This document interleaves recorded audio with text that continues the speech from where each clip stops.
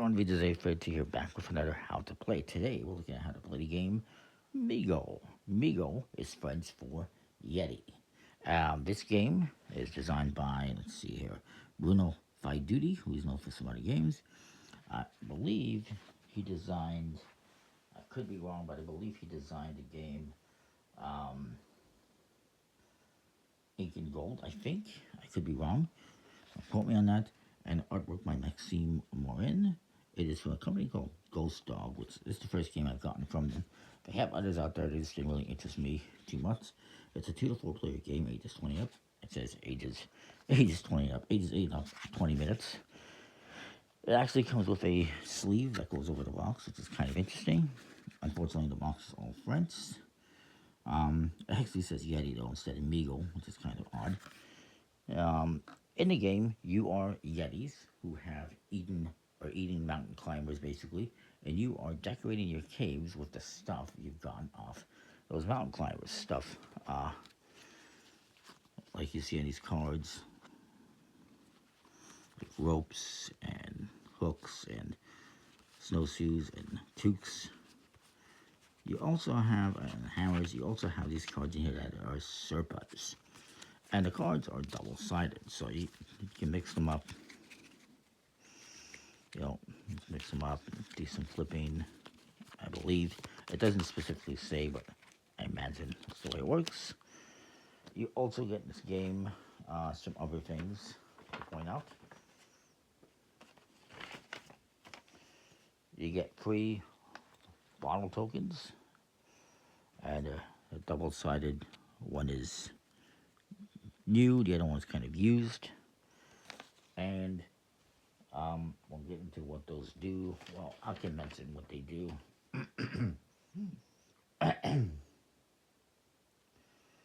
The bottle token, when you take a card that has a bottle, some of them have bottles on them, you also get a token with the full side face up, and on a future turn, you can turn the bottle over to its empty side to immediately play again at the end of the turn. So it basically lets you go again. There's only a few cards, I think, that have the bottle tokens. At the end of the game, though, any of those tokens you have are going to be worth minus 2 points if they're on the empty side. So if you have it on the full side, it doesn't get you any points or lose you any points. But if it's empty, you lose points. So it helps you out to use them, but it also hurts you. And then you have these flags, which you can also capture to decorate your cave. And there's 5 flag tokens. They're not of any particular country. Maybe one day somebody will adopt one of these flags for the country, but right now they're not. They're just made up, which is fine. And the flags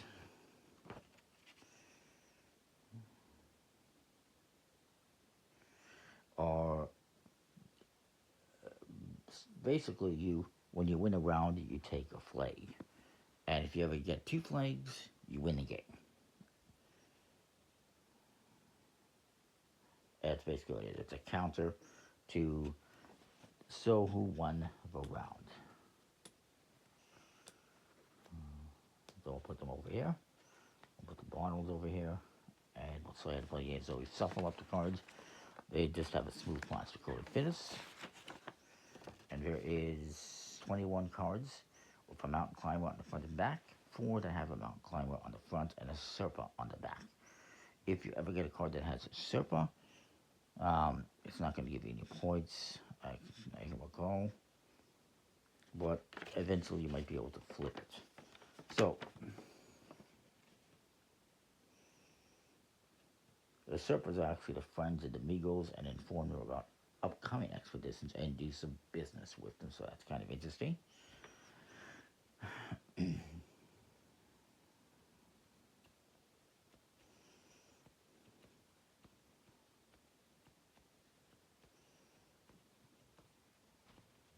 So if what you're going to do is you're going to set up the cards here as follows.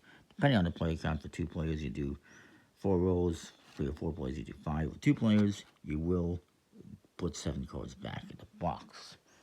So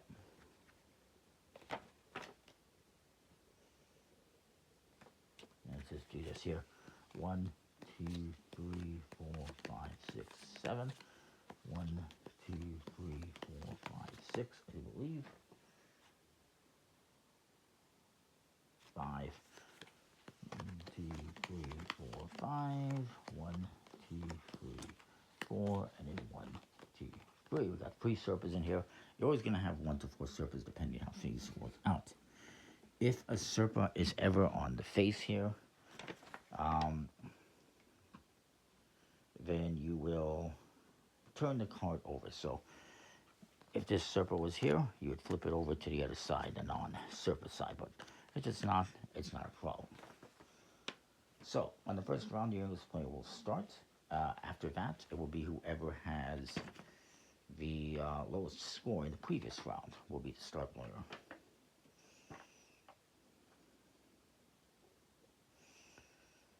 It's a very simple game.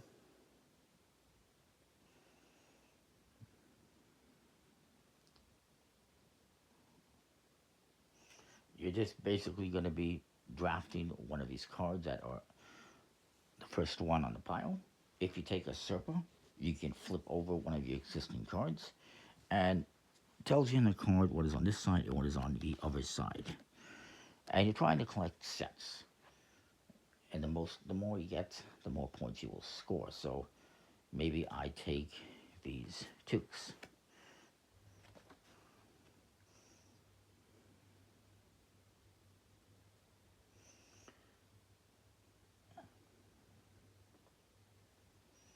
It is going to keep doing this until all the cards have been taken, and then you will calculate your victory points.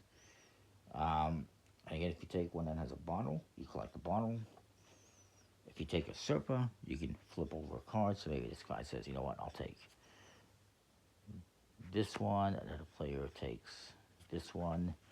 Maybe I take the surfer, which could let me flip this over to the other side. This guy says, no, I'm going to collect those. This guy decides to collect this one. You know what, maybe I take another surfer and I flip over this one. Give me a toque, I guess. You know, you just keep going back and forth collecting stuff. Maybe he collects this one, and we can collect them into sets by type. Maybe I collect this one. This guy will collect this. Maybe this guy collects some hammers. He's collecting a bunch of everything. I'm off camera here. I apologize. Goes back to me though. I'll try to keep things semi on camera here. You know, maybe I collect another surfer and I'll flip over this one. Okay. Oop. This guy collects these ropes, or maybe he doesn't. Maybe he collects these. This guy collects the ropes. Maybe I collect these hooks. Maybe this guy decides to collect these hooks again. Maybe this guy collects some hammers. Maybe I collect these. Maybe this guy decides to collect a couple of hammers. This guy collects these. Maybe I collect this one. Anyone get anything with a bottle yet? No.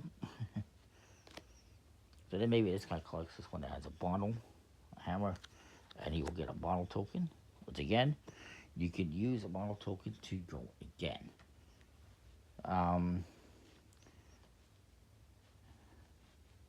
So maybe he decides to use that one to go again, and he collects this one, which will give him another bottle. And then this guy gets the last card.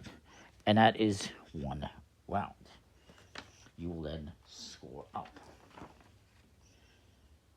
And the way scoring works, ropes, crampons,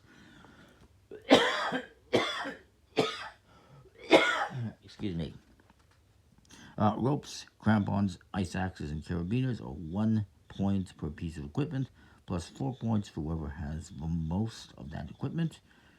And for 3 or 4 players, if 2 players tie for the majority, you each win only 2 points. You divide them. The wool hats are 2 points per hat. There's no bonus for majority. And the bottoms are -2 if you have the empty side face up. So in this case, and the Serpa is not going to give me anything, but I would get, let's see, 3, 4, 5, 6, 7, 8 of those. And I do have the most, so I get another 5 points. So that's 13, 5. And again, I don't have the most. So that's 18, 19 points. But I would get, this guy has 5, 6, 7, 8, 9, 10, 11, 12.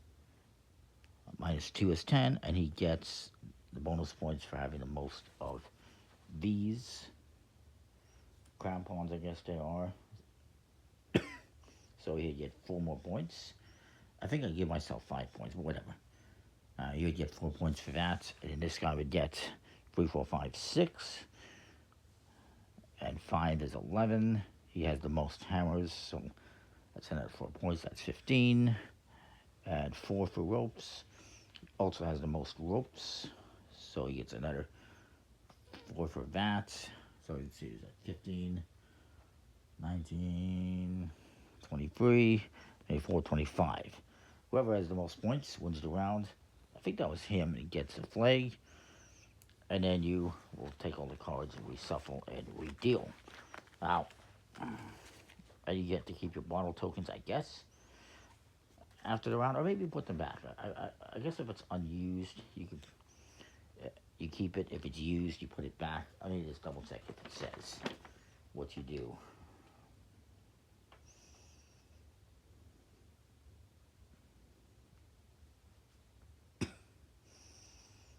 Now, technically, you're supposed to use the bottle on a future turn. I used it immediately. My bad.